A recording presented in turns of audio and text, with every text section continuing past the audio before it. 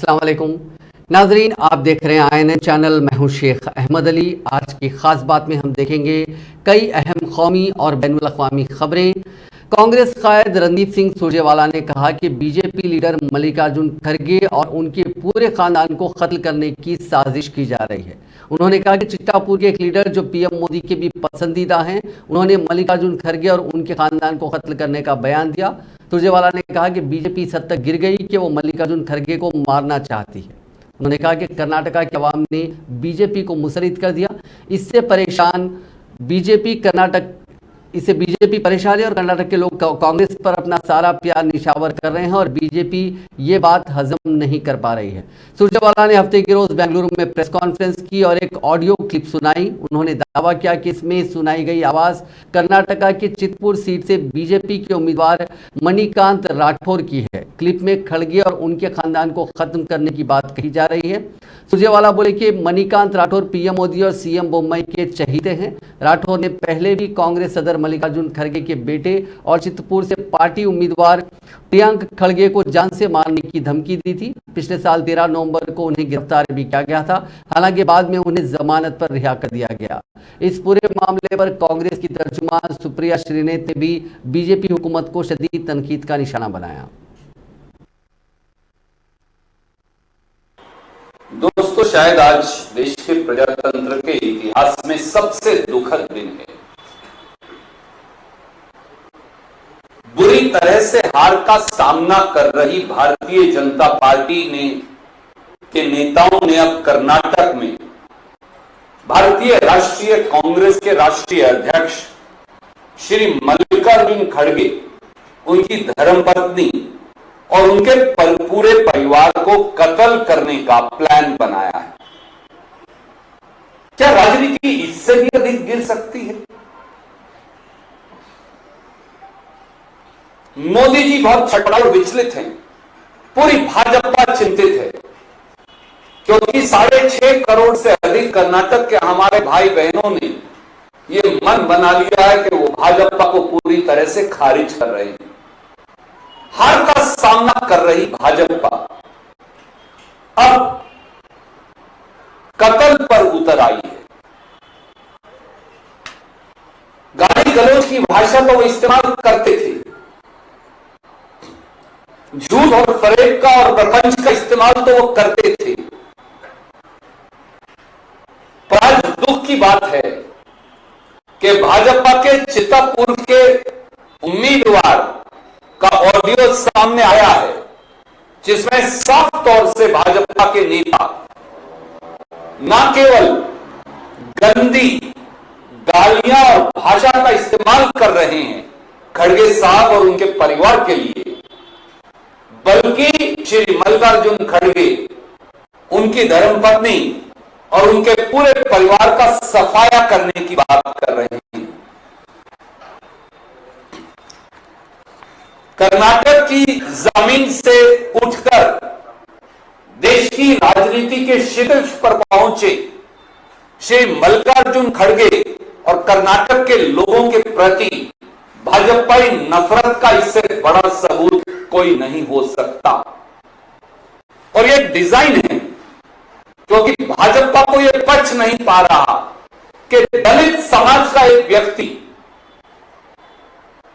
दलित समाज में एक फैक्ट्री लेबरर के घर पैदा होकर एक व्यक्ति ब्लॉक कांग्रेस प्रेसिडेंट से भारतीय राष्ट्रीय कांग्रेस के अध्यक्ष पद तक कैसे पहुंच गया। कर्नाटक के लोगों के प्रति भाजपा के नेतृत्व की नफरत, कर्नाटक के लोगों के प्रति, खासतौर से दलितों और पिछड़ों के प्रति भाजपा की नफरत का इससे बड़ा सबूत क्या हो सकता है। कर्नाटक विधानसभा चुनाव में वो हो रहा है जिसकी अपेक्षा भी नहीं थी। मणिकांत राठौर नाम का भाजपा का बड़ा नेता है। प्रधानमंत्री मोदी का मुख्यमंत्री बोम्मई का बड़ा चहेता है, चित्रपुर विधानसभा से भाजपा का प्रत्याशी है।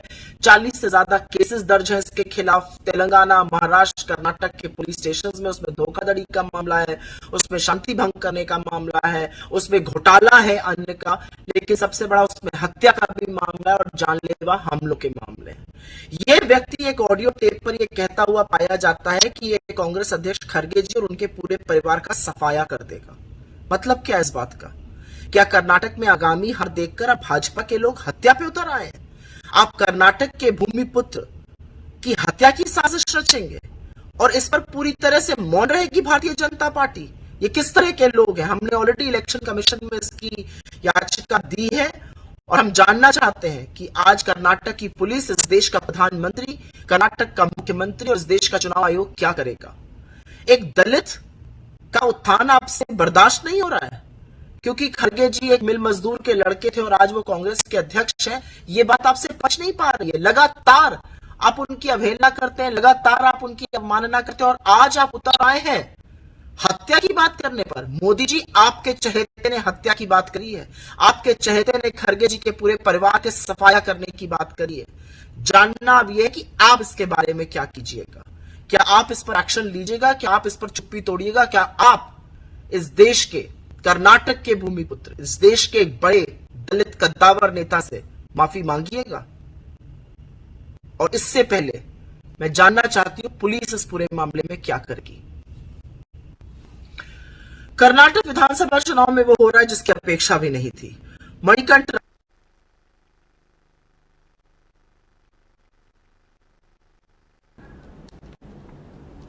वजीर आजम नरेंद्र मोदी ने आज बेंगलुरु में 26 किलोमीटर तवील रोड शो किया। बादशाह एक इंतखाबी जलसे से भी खिताब किया। कांग्रेस को शदीद तनकीद का निशाना बनाते हुए मोदी ने कहा कि कांग्रेस का ये कौन सा पंजा है जो 1 रुपए में से 85 पैसे खा जाता है। कांग्रेस के इन्हीं कामों को रोकने की वजह से, कांग्रेस के इसी करप्शन की वजह से मुल्क इतने दहों से पिछड़ेपन का शिकार रहा। उन्होंने कहा कि जिन बीमारियों को कांग्रेस ने अपने बरसों के इख्तिदार में मजबूत किया, अब बीजेपी उन्हीं बीमारियों का परमानेंट इलाज कर रही है।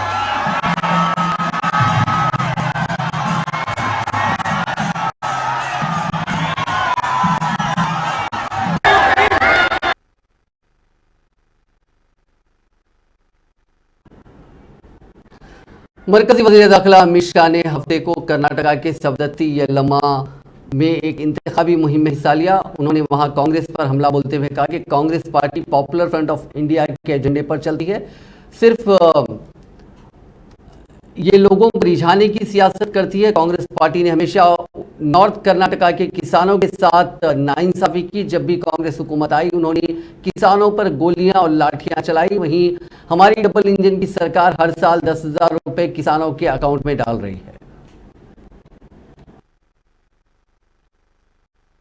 एकमात्र ऐसे स्वतंत्र सेनानी थे जिनको 2 जन्म टिप की सजाएं अंग्रेजों ने की थी, और एक कांग्रेस बार बार सावरकर का अपमान करती।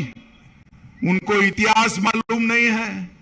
अरे राहुल बाबा, आप सावरकर जी का अपमान करते हो, 10 जन्म जिंदा रहोगे तो भी सावरकर के 10वें भाग इतना बलिदान नहीं दे पाओगे, नहीं दे। एकमात्र ऐसे स्वतंत्र सेनानी थे जिनको 2 जन्म टिप की सजाएं अंग्रेजों ने की थी।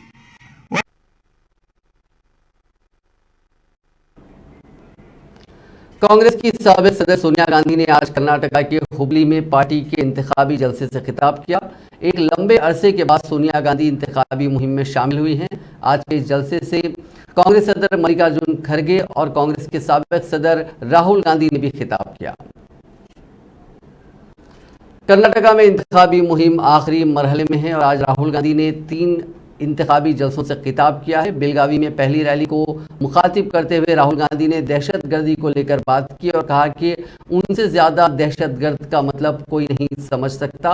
राहुल ने इंदिरा गांधी और राजीव गांधी के कत्ल को याद करते हुए कहा कि दहशतगर्दों ने मेरे खानदान के कई लोगों की जान ली। ऐसे में दहशतगर्दी क्या होती है और ये क्या करती है, वज़ीर आज़म से ज़्यादा उनकी समझ उससे उन्हें है। ಪ್ರಧಾನಮಂತ್ರಿ ಬಹಾನೆ बनाते हैं ಅದರ ಬದಲು ಈ ಪ್ರಧಾನಮಂತ್ರಿಗಳು ಅಸಮಂಜ ವಿಷಯಗಳನ್ನ ಪ್ರಸ್ತಾಪ ಮಾಡ್ತಾರೆ आतंकवाद की बात करते हैं ಆತಂಕವಾದಿಗಳ ಬಗ್ಗೆ ಮಾತಾಡ್ತಾರೆ उनसे बेहतर मैं आतंकवाद को समझता हूं ಅವ್ರಿಗಿಂತ ಹೆಚ್ಚು ಆತಂಕವಾದಿಗಳನ್ನ ನಾನು ಅರ್ಥಕೊಂಡಿದ್ದೀನಿ मेरे परिवार में आतंकवादियों ने लोगों को मारा है मेरी दादी को मारा मेरे पिता को मारा ಇವತ್ತು ನನ್ನ ಪರಿವಾರದಲ್ಲಿ ನನ್ನ ಕುಟುಂಬದಲ್ಲಿ ನಾನು ಈ ಆತಂಕವಾದಿಗಳಿಂದ ಹತ್ಯೆಗೀಡಾದ ನಮ್ಮ ಅಜ್ಜಿಯನ್ನು ನೋಡಿದ್ದೀನಿ ನಮ್ಮ ತಂದೆಯವರನ್ನು ಕೂಡ ನಾನು ನೋಡಿದ್ದೀನಿ और प्रधानमंत्री से बहुत बेहतर आतंकवाद क्या होता है आतंकवाद क्या करता है उसको मैं समझता हूं ಅದರಿಂದ ಇವತ್ತು ಆತಂಕವಾದಿ ಏನು ಅನ್ನೋದನ್ನ ಪ್ರಧಾನಮಂತ್ರಿಗಿಂತ ಹೆಚ್ಚು ನನಗೆ ಗೊತ್ತಿದೆ ಪ್ರಧಾನಮಂತ್ರಿ ಬಹಾನೆ बनाते हैं ಅದರ ಬದಲು ಈ ಪ್ರಧಾನಮಂತ್ರಿಗಳು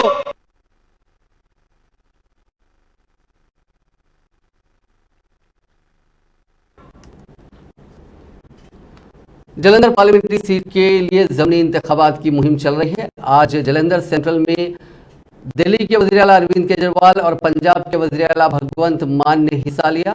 इस रैली से खिताब करते हुए अरविंद केजरीवाल ने दावा किया कि हमने पंजाब के लोगों को गारंटी दी थी कि बिजली मुफ्त करेंगे। आज लोगों के बिल 0 आ रहे हैं। हमने शहीदों के खानदानों को 1-1 करोड़ रुपए का उनकी माली मदद की। हम नौकरियां दे रहे हैं। आज तक किसी हुकूमत ने उतना काम नहीं किया जितना हमने 1 साल में कर दिया। ये बिल्कुल सही लिखा है। 1 साल कम दमदार।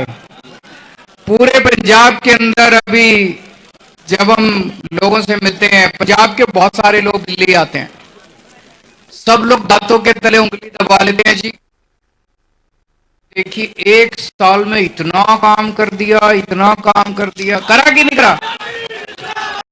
बिजली के बिल किस किस के 0 आते हैं? हाथ खड़े करो।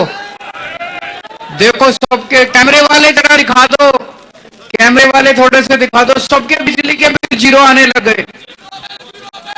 किसी ने सोचा नहीं था। 1 साल पहले जब हम पूरे पंजाब में घूमते थे, हम कहते थे बिजली के बिल 0 कर देंगे। लोग सोचते थे यार पता नहीं करेंगे नहीं करेंगे, एक मौका तो देख लो। जब हमारी सरकार बनी, हमने ये सोचा कि हम बिजली के बिल 0 करेंगे। कई लोगों ने आगे समझाया अभी मत करो, 5 साल बाद करना है, जब चुनाव आएंगे उसका फायदा होगा। लेकिन हमने तुरंत कर दिया। हम राजनीति के लिए नहीं, वोट के लिए नहीं, लोगों के काम करने के लिए आए हैं। अब लोगों को नौकरियां मिल रही हैं, बच्चे पक्के हो रहे हैं, बिजली के बिल 0 हो गए, किसानों के काम हो रहे हैं, युवाओं के काम हो रहे हैं, महिलाओं के काम हो रहे हैं, शहीदों को 1-1 करोड़ रुपए मिल रहे हैं। ऐसे काम आज तक कभी किसी ने नहीं देखे थे पंजाब के अंदर, जैसे काम अभी होने शुरू हुए हैं। 1 साल में कर दिए। आज जालंधर वालों से 1 साल मांगने आए हैं, 5 साल मांगने नहीं आए, 1 साल 11 महीने 11 महीने दे दो। 60 साल तुमने कांग्रेस को दिए कि नहीं दिए? 1 साल हमको दे दो, 11 महीने दे दो। काम पसंद नहीं आए अगली बार मत देना। और 11 ये शुरुआत है।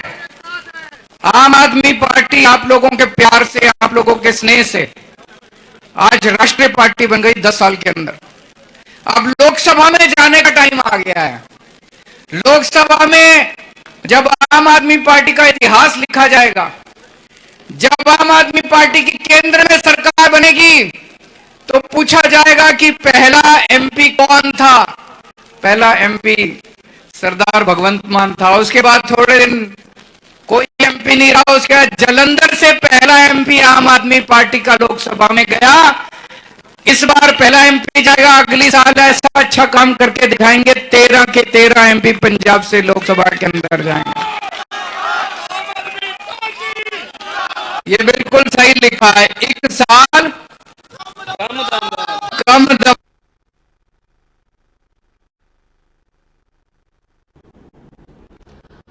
पाकिस्तान के वजीर ख़ारजा बिलावल भुट्टो जरदारी ने जुम्मे की देर रात कराची में कहा कि उनकी भारत यात्रा कामयाब रही। उन्होंने कहा कि हमने हर मुसलमान को दहशतगर्द मानने की आरएसएस और बीजेपी की आइडियोलॉजी को नकार दिया। उन्होंने कहा कि आरएसएस और बीजेपी इस सोच को बनाने की कोशिश कर रहे हैं कि दुनिया भर के मुसलमान दहशतगर्द हैं। वो पाकिस्तानियों को दहशतगर्द डिक्लेयर करते हैं। हमने इस सोच को तोड़ने की कोशिश की है। हिंदू पाकिस्तानी कैंडिडेट है, वो जनरल इलेक्शंस में पाकिस्तान पीपल्स पार्टी के टिकट पे लड़ के सूबाई मेंबर्स भी बनते हैं, सूबाई वजीर बनते हैं, नेशनल असेंबली के लिए भी लड़ते हैं, तो वहां भी मिनिस्टर ऑफ स्टेट बन जाता है। मैं हैरान हुआ, मुझे पता चला कि पूरा बीजेपी, पूरा भारत का दुनिया भर का सबसे बड़ा मुसलमानों का क्लियर का पॉपुलेशन है, और बीजेपी की तरफ से ना उनका अपर हाउस में और ना उनका लोअर हाउस में एक हिंदू।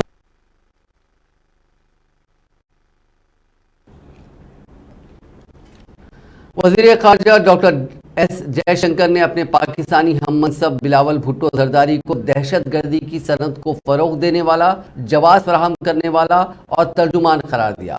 जयशंकर ने गोवा में शंघाई कोऑपरेशन ऑर्गेनाइजेशन के रुकन ममालिक के वज़राए खारजा की मीटिंग के बाद कहा कि दहशतगर्दी के मुतासरीन दहशतगर्दी पर बात करने के लिए उसके मुजरिमों के साथ मिलकर नहीं बैठते हैं। It unconsciously reveals a mindset.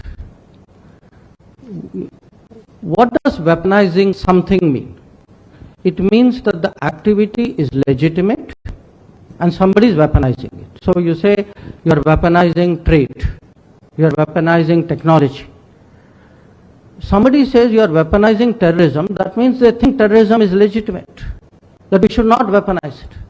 That is normal. Okay. Now, what are we doing? We are countering ourselves, countering terrorism. We are defending ourselves. We are calling it out. We are exposing it. And some of it is what you saw today. So, to me, we are not scoring diplomatic points. We are politically, diplomatically exposing Pakistan before the world. And as a victim of terrorism, I am completely entitled to do so. I mean, what do you mean we should not weaponize terrorism? That means as a victim I'm supposed to put up with it. I mean, so you not only commit terrorism, but you say, oh, please do not even speak about it. I mean, come on. So, to me, that sentence, it spoke so much about a mindset of that country. That you can all, see for yourselves. It unconsciously reveals a mindset. साबिक deputy CM Sachin Pilot ने paper leak और corruption के मुद्दे पर एक बार फिर नाम लिए बिना वजीर आला अशोक गहलोत पर निशाना साधा।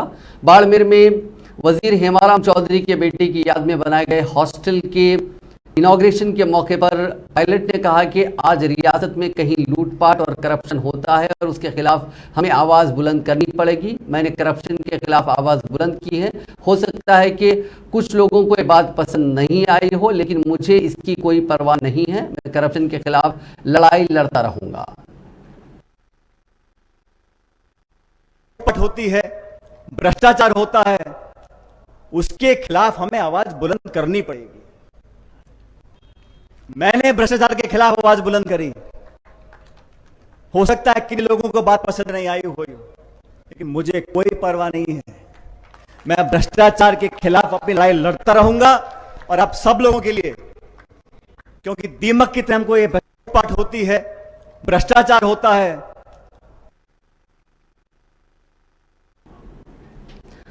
Chief justice of India DY Chandrachud ने आज कहा कि एक जज से आप कैसे उम्मीद कर सकते हैं कि वो 15,000 पेज का रिकॉर्ड पढ़ सकता है। उन्होंने उड़ीसा में एक प्रोग्राम के दौरान कहा कि हम जज डिजिटल इंफ्रास्ट्रक्चर को बनाने का इरादा कर रहे हैं।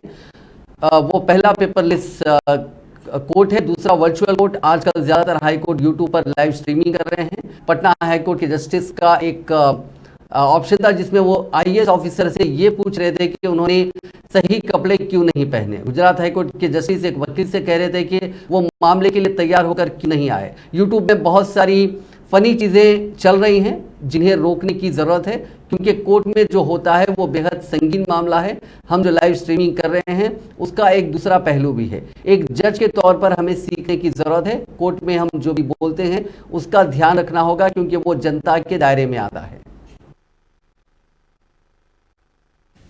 The digital infrastructure which we intend to create, and which is my next slide, is firstly paperless courts. Second, virtual courts. Delhi has been leading from the front in the creation of virtual courts, particularly in the area of traffic challans, of which we heard a short while ago. The footprint of the paperless courts has to be expanded. Live streaming, which is dependent on a robust cloud infrastructure. Today, most high courts are doing live streaming on YouTube, with the attendant problems which we have been hearing in the earlier part of this presentation this morning by Chief Justice Muralidhar and by Justice Rajesh Bindal. You have these little clips about a judge in the Patna High Court asking an IAS officer as to why he was not appropriately dressed in a suit as opposed to being dressed in only a shirt and a trouser. Or somebody in the Gujarat High Court saying something about, why a lawyer is not ready with her cases. So a lot of funny stuff is going on the YouTube, which we need to control.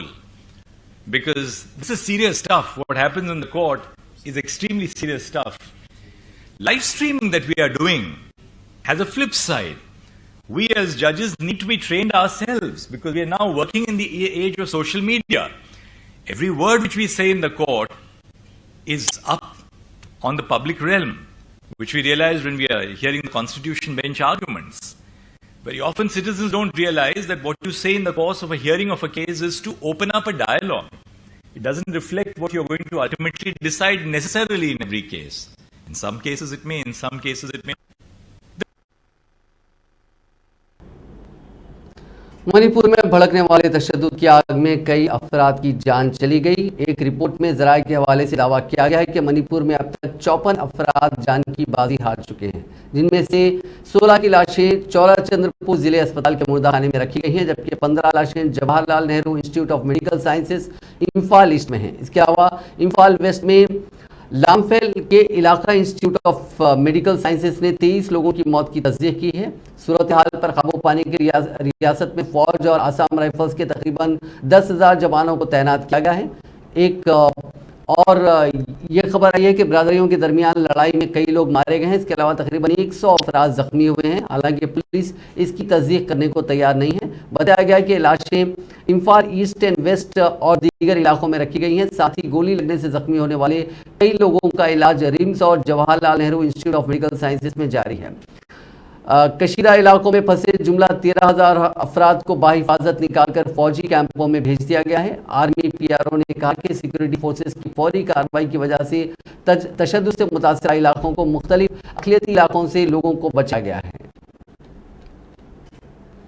शुमाली कश्मीर के जिले बारामूला के कुरहामा कंजर इलाके में हफ्ते की सुबह security forces और militants के दरमियान तसादुम माराई के दौरान एक मिलिटेंट मारा गया। कश्मीर जोन पुलिस ने अपने ट्विटर हैंडल पर सिलसिलावार ट्वीट्स में इस इनकाउंटर के बारे में तफसीलात फराहम करते हुए कहा कि बारामूला के कंजर इलाके में सिक्योरिटी फोर्सेस और मिलिटेंट्स के दरमियान तसादुम माराई के दौरान एक मिलिटेंट मारा गया, जबकि तलाशी ऑपरेशन हुनूस जारी है। उन्होंने महलूक मिलिटेंट की शिनाख्त आबिद वानी वल्द मोहम्मद रफीक वानी साकिन यारहोल बाबापुर के तौर पर की है।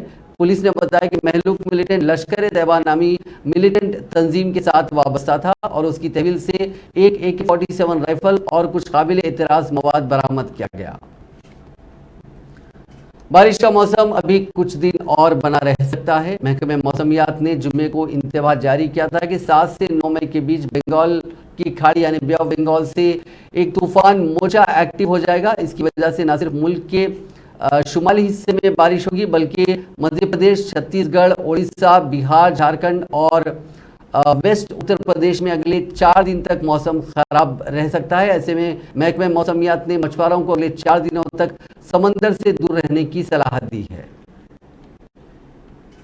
पुणे में जुमे की देर रात एक गोदाम में आग लग गई। आग लगने के बाद वहां रखे 4 से 5 सिलेंडर में ब्लास्ट हुआ।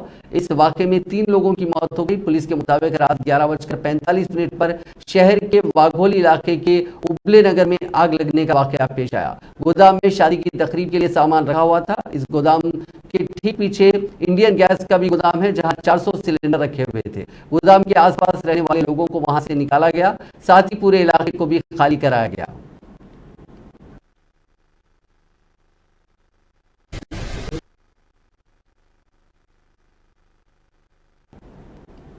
नागपुर से मुंबई जा रही एयर इंडिया की AI 630 फ्लाइट में एक खातून पैसेंजर को बिच्छू ने डंक मार दिया। एयर इंडिया ने हफ्ते को बताया कि वाकया 23 अप्रैल यानी पिछले महीने का है। एयरपोर्ट पर फ्लाइट लैंड होने के बाद वहां पहले एक डॉक्टर ने खातून का ट्रीटमेंट किया और फिर उसे अस्पताल पहुंचाया गया। अब वो ठीक है। एयरलाइन ने बताया कि फ्लाइट में किसी पैसेंजर को बिच्छू का डंक मारने का अनोखा मामला है। इस वाकये की जानकारी मिलते ही एयर इंडिया की इंजीनियरिंग टीम ने फ्लाइट की जांच की। एयरलाइन ने कहा कि हमारी टीम ने प्रोटोकॉल पर अमल किया, फ्लाइट का इंस्पेक्शन किया और कीड़े मारने वाले गैस छोड़कर बिच्छू को निकाला। मुसाफिरों को हुई परेशानी और तकलीफ के लिए हमें खेद है।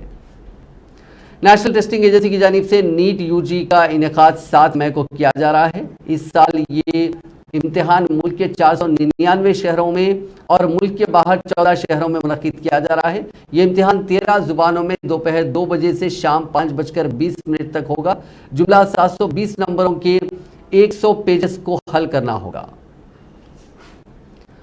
मुल्क को ओलंपिक गेम्स, वर्ल्ड चैंपियनशिप और डायमंड लीग जैसे बड़े कंपटीशन में मेडल दिलाने वाले जेवलिन थ्रोअर नीरज चोपड़ा ने एक और कारनामा किया है। नीरज डायमंड लीग में लगातार दूसरा गोल्ड जीतने वाले पहले हिंदुस्तानी खिलाड़ी बन गए हैं। 25 साल के नीरज ने दोहा में चल रही कंपटीशन के मेंस जेवलिन थ्रो इवेंट के फाइनल में पहली ही कोशिश में 88.67 मीटर भाला फेंका। ये नीरज का गोल्ड विनिंग परफॉर्मेंस साबित हुआ। नीरज ने साल 2023 का पहला मेडल जीता है। ब्रिटेन के किंग चार्ल्स III और क्वीन कैमिला की ताजपोशी की तकरीब वेस्टमिंस्टर एबे चर्च में मुनक्किद की गई। ब्रिटिश शाही खानदान में 70 साल बाद ताजपोशी हो रही है। इससे पहले 1953 में क्वीन एलिजाबेथ की ताजपोशी हुई थी। चार्ल्स की उम्र उस वक्त 4 साल की थी। अब किंग चार्ल्स 74 साल के हैं। चार्ल्स के इंट्रोडक्शन से तकरीब शुरू हुई। सबसे पहले चार्ल्स को बतौर बादशाह लोगों के सामने पेश किया गया। इस दौरान वो सिंहासन पर उसके सामने एबे की तरफ मुंह करके खड़े हुए। आर्क बिशप ने उन्हें महाराज बनने का ऐलान किया। इसके बाद चार्ल्स ने ईसाइयों की मजहबी किताब यानी बाइबल पर हाथ रखकर कसम खाई। हलफ लेने के दौरान उन्होंने कहा कि मैं राज करने नहीं बल्कि खिदमत करने के लिए आया हूं।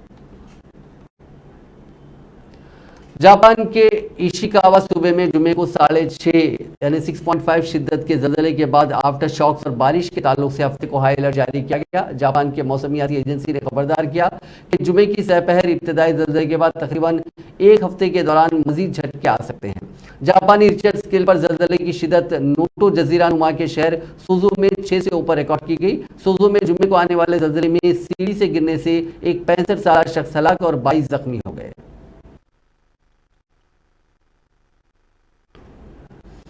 अफ्रीकी मुल्क कांगो में 2 दिन से जारी भारी बारिश की वजह से लैंडस्लाइडिंग के वाकयात पेश आ रहे हैं और सैलाब आ गया है। अब तक 170 से ज्यादा लोगों की मौत हो चुकी है। एक रिपोर्ट के मुताबिक साउथ कीव सूबे में कुलेह इलाके में 4 मई को एक नदी का लेवल बढ़ने से सैलाब आया। इस वजह से कई इलाकों में पानी भर गया।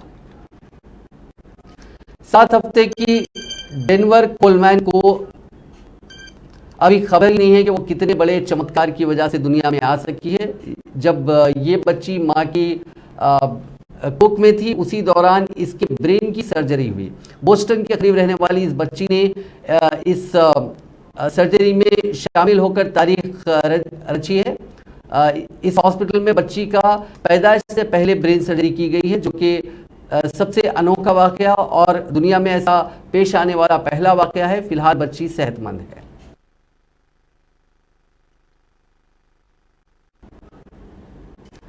नाज़रीन, आज के खास बात में बस इतना ही। आप देखते रहिए INN चैनल।